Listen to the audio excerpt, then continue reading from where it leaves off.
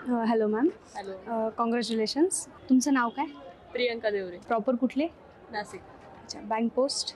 Credit officer bank of India आणि central bank of इंडियामध्ये assistant म्हणून झाली. जर्नी कशी होती तुमची? मी फर्स्ट ऑनलाईन बॅच लावली होती इथे आणि त्यानंतर लॉकडाऊनमध्ये घरी गेले. ते लॉकडाऊनमध्ये 2 वर्ष तसं एवढं काही खास प्रोडक्टिव्ह झालं नाही. त्याच्यानंतर मग येऊन पुन्हा अभ्यासाला लागले आणि मग झालं. अच्छा. एक असं असतं की मुलींना म्हणजे शिक्षणासाठी विरोध असतो बऱ्याच ठिकाणी किंवा मुलींची लवकर लग्न करून देतात. त्याबद्दल तुम्हाला काय वाटतं? एक पॅरेंट्सला काय सांगाल तुम्ही? पॅरेंट्सला माझ्या घरचे खूप सपोर्टिव्ह आहे आणि मला असं वाटतं की घरच्यांनी पण तेवढा सपोर्ट केला पाहिजे. कारण मुलींचं कसं असतं ना की खूप असं छोटं लाईफ असतं, एक तर त्यांचा घरापुरताच असतं. हां. तर मला असं वाटतं की जर त्या कुठेतरी पुढे जात आहेत, तुमच्या आईवडिलांचं नाव मोठं करतायत, प्लस तुमच्या फॅमिलीचं नाव मोठं करतायत, घरच्यांनी दिला पाहिजे, सपोर्ट दिला पाहिजे. तुम्हाला कधी कोणी असं म्हटलंय का की बाबा मुलगी आहे म्हणजे काय शिकणार वगैरे असं नाव ठेवतात लोक, असं कधी झालंय का तुमच्यासोबत? हो, झालंय ना. मी बेसिकली मी खेड्यातून आली.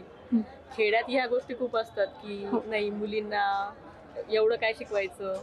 आणि आम्ही 3 बहिणी होतो.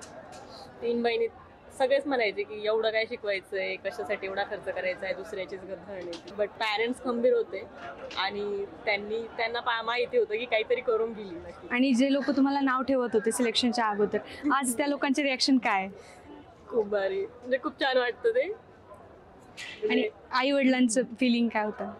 आई वडील खूप खुश होते आणि जसं म्हणतात ना की आता पण खूप प्राऊड वाटतं त्यांना जेव्हा ते सांगतात की माझी बँक ऑफ इंडियामध्ये मुलगी आहे आणि क्रेडिट ऑफिसर आहे.